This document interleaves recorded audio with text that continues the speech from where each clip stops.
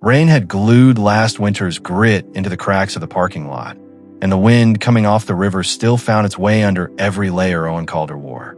He stood outside a 24-hour laundromat at dusk with a paper cup of coffee cooling in his hand, staring at a single auction photo on his phone like it was a dare he hadn't agreed to take. The picture came from a lien sale at a storage place on the edge of town, shot from the doorway at an angle that hid most of the floor, and nothing in it screamed jackpot. There were cardboard boxes stacked wrong, a few clear totes, some black bags, and right in the center a tall Wheeled City trash bin with its lid bowed up as if it was too full clothes. That bin was what kept dragging Owen's eyes back, because nobody pays storage rent to store trash, unless it is either hiding something or covering something. Owen was 41, divorced, working a maintenance job that used to be steady until the hours started slipping and the bills did not. He was not dreaming about getting rich. He was trying to buy breathing room, enough to fix the brakes before they failed, catch the rent before it rolled into late fees, stop doing that quiet math at the checkout line. He told himself he would only watch the auction. Then he set a hard bid limit anyway, like he was chaining his own hand to the table. The auction stayed quiet until the last minutes. Then two bidders ran it up in clean clicks. Owen held his line, watched the number cross it, and let it go, forcing himself to be the responsible adult he kept promising he still was. The next day, an unfamiliar local number called during his lunch break. The winning bidder had not paid. The deadline had passed, and if Owen could bring cash before closing, the unit would roll to him at his last bid. He drove there after work with gloves, a flashlight, contractor bags, and a dolly, refusing to show up like a man who had no plan. The facility sat behind warehouses and chain link, rows of blue doors under flat gray light. In the office, the manager slid paperwork across the counter and recited the rules with tired precision. Sold as is, 48 hours to clear, no exceptions. Owen read every line before signing, because surprises were expensive. As the manager stapled the receipt, he hesitated as if deciding whether to keep quiet, then added one small detail in a low voice. Someone had called that morning asking if the sale could be reversed. Not a threat, not a scene, just a fact that made Owen's stomach tighten, because nobody fights for a junk unit. Unit 19 was halfway down a corridor where footsteps echoed. The latch plate had fresh scratches that did not match the older wear, and Owen photographed the lock, the unit number, the scuffed metal, and the camera dome down the row before he touched anything. He rolled the door up to chest height, and a dry smell spilled out. Cardboard and fabric, not mold, which made the contents feel newer than they should. The trash bin sat exactly where the photo had shown it, lid still arched. Around it, the chaos looked almost staged, clear totes stacked too neatly to be careless, black bags tied with clean knots, two metal cases near the back, and a cluster of travel suitcases and backpacks piled like someone had unloaded in a hurry. Owen did not dive in. He kept an exit path, walked the front edge like he was reading a map, and noticed two large clear water jugs standing near the left wall like sentries. He nudged one with his boot, and it did not shift like empty plastic. Something inside dragged with a heavy, slow sound that did not belong to water. He crouched, ran his flashlight through the jug, and caught a dull metallic glint near the bottom. He locked the unit, stepped into the corridor with the key cold in his palm, and told himself the next move had to be smart, not fast. Then a confirmation email from the facility hit his phone, and one line at the bottom made his throat go dry. Previous renter requested no early access viewings. Owen looked back at the blue door, at the bowed lid of that trash bin, at those two heavy water jugs, and felt the same question tighten inside him like a knot. If nobody was allowed to peek, what exactly was hidden in plain sight, and why was someone already trying to pull the sale back? Owen didn't drive home like a man who'd won anything. He drove like a man carrying a secret that could break if he handled it wrong. 48 hours to clear the unit meant speed, but speed was how people smashed value into trash.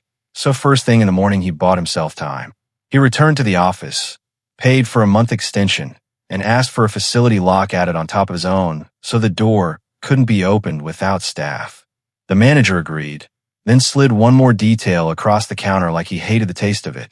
Someone had stopped by late last night, asking which unit had the trash bin, claiming it belonged to a relative who forgot to pay.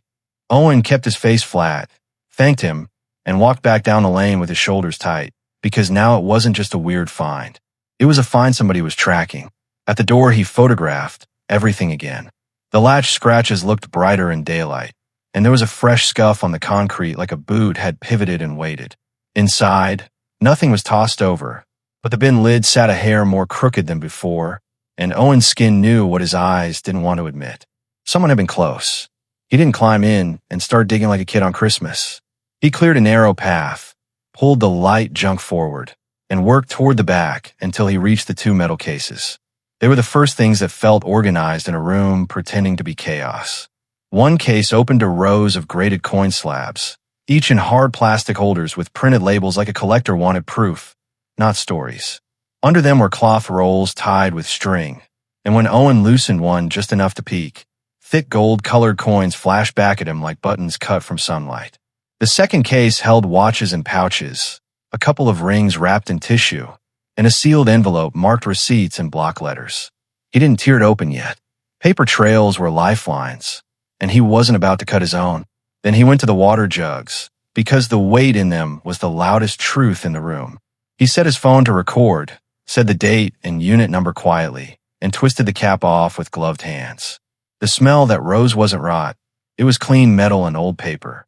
When he angled his flashlight down through the plastic, the jug was packed to the curve with coins, hundreds at least, maybe thousands, dark and bright mixed together, edges worn like they'd lived a long life before someone buried them in a cheap container.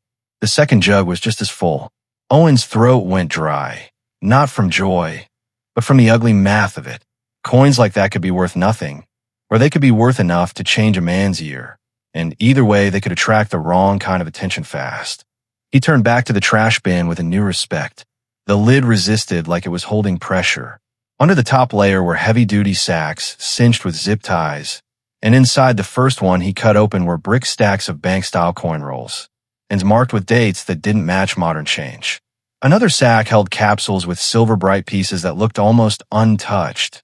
The kind collectors don't toss into a trash can unless they're trying to insult anyone watching. The bin wasn't storage.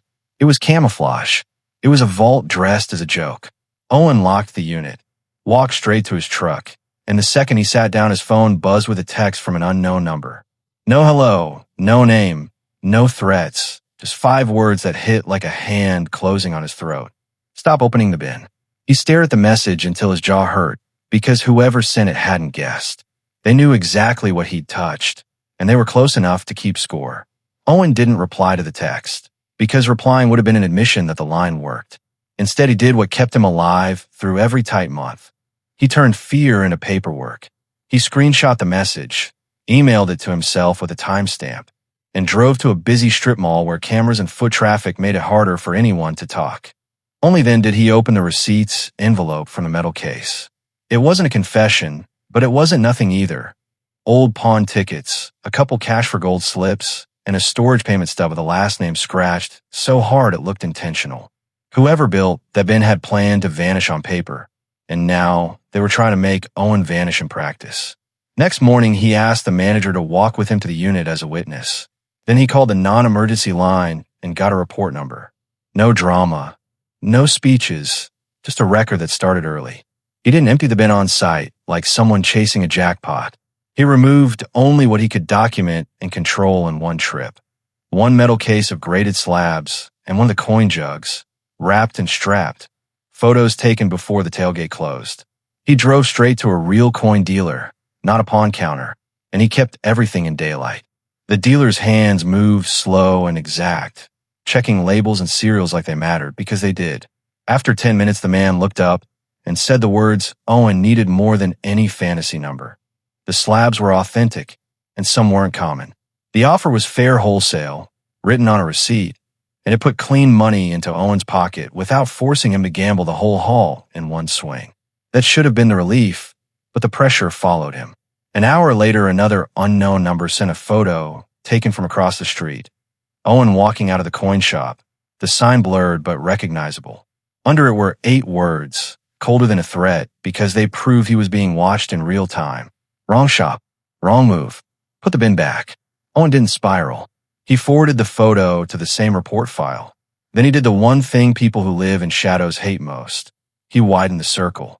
He called the older guy who'd quietly warned him at the pawn shop the day before, the one with the steady eyes and the work jacket, and asked if he could be a second set of hands and a second set of witnesses while Owen cleared the unit. The man didn't ask questions that sounded like gossip. He asked what time, what lane, and whether Owen had a report number. When Owen said yes, the man said he'd be there. They cleared the unit in a controlled sprint. Not frantic, not sloppy. Junk first to make space, then totes and suitcases, then the metal cases and the bin last, with Owen filming slow sweeps and labeling everything like a job site. In one suitcase with a bright airline-style tag, they found more coin albums and a sealed tube with a handwritten list that ended in 2 underlined words. Do not pawn. In the bin's bottom, Owen discovered the real insult. A rigid false floor taped down to make the bin look full, while hiding 2 extra glass jugs packed with tightly rolled coins and a sealed envelope marked not for the shop. He photographed it in place, bagged it without opening, and loaded the jugs into padded crates with straps like he was moving explosives. By the time the door rolled down on an empty unit and the manager signed a clearance form, the people watching from outside had lost their easiest advantage. The value wasn't sitting behind a blue door anymore, and Owen wasn't alone anymore. The happy ending didn't arrive as fireworks. It arrived as clean steps that couldn't be argued with. The coin dealer helped Owen sort what should sell fast versus what should go to a reputable auction house. And every move came with receipts, IDs, and a paper trail thick enough to choke a bully. The messages faded as soon as Owen stayed public and boring, because fear is only useful to someone who can keep you isolated. Weeks later, the auction results landed in his account in stages, not a fairy tale, but real enough to change his life. The debt that had been biting him went to zero. The car repairs got done before they became disasters. And for the first time in years, he built an emergency cushion that didn't vanish the moment life sneezed. By early spring, the pressure was gone, the unknown number silent, and Owen could finally feel his own days again.